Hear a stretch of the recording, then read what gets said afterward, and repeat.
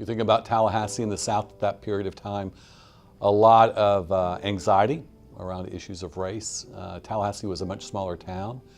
The healthcare platform was much more basic than it is now, not a lot of technology, and just a very few number of doctors. The entire surgical staff could meet in the snack bar every month. I think there were only 16 surgeons. That included orthopedists, urology, but the surgical staff. It was not very large. It was large. It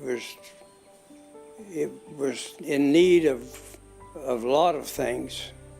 Financial was a great problem. Organization was a problem. Morale was a problem.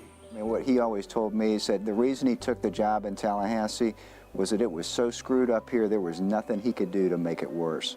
Well, it was such that it couldn't go down any more than it was. It needed to go up, and it did.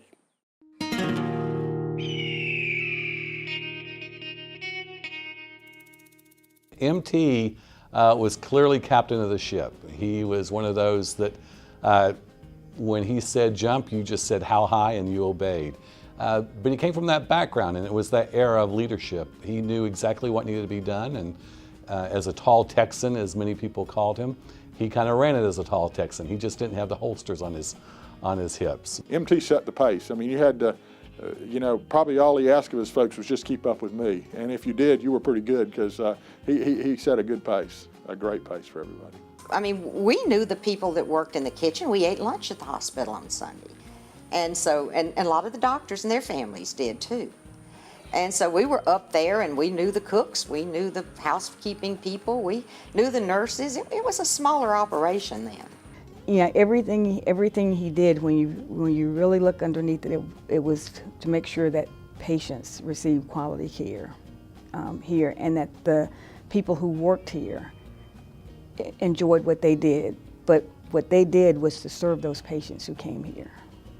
Well, I'd come in sometime in the night, and I'd go up to the top floor to start with, and in a few minutes you'd hear people whistling the Eyes of Texas. That was their signal that I was on my way. And they all straightened up? Yep.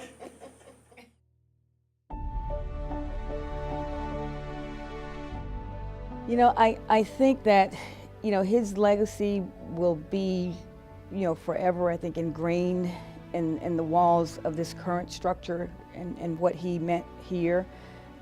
Obviously we are building the Mustian Center now that will bear his name, but that really is will be a modern, facility and extension of what's already here in terms of what he left here, in terms of that caring, supportive attitude for the entire community. Quality of health is one of those foundational components to having a high quality of life. If you don't have a high quality of health, you can't have a high quality of life. And when you look at all the pieces that are required to create a quality of health, certainly a hospital health system platform is required. You have to have a place where doctors can practice high quality medicine. You have to have a place where you can bring technologies in that are available and cutting edge. You have to have a place where you can provide teaching and research. And all of those really started with MT. We're just building upon that base. And the good news is that we're able to continue to advance that and for the benefit of this region, for the benefit of all those who we serve.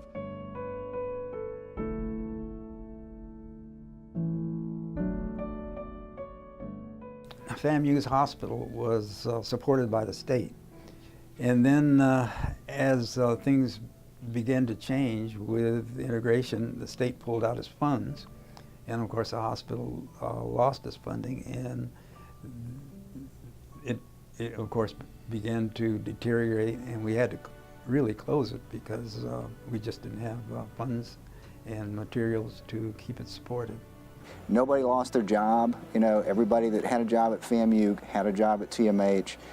So I think that was a large part of it. I think also he had the courage to go forward and do it at a time that he felt like it needed to be done, whether everybody agreed, whether everybody felt it was politically the right thing to do or not. I think that, you know, he certainly had the foresight to know that this is where things were going. It was the right thing to do. He believed in it, and he went ahead and made it happen. I can't think of anybody that I admire as much as I do his work in the community with the hospital and as a person. He never lost sight of the importance of this organization to our community, not while he was here and not after he retired. And to this day, I think that this community doesn't clearly understand the value that he brought and how much better this community is, Tallahassee is, because of him and his efforts. I appreciate the opportunity I had here to be the person that I am.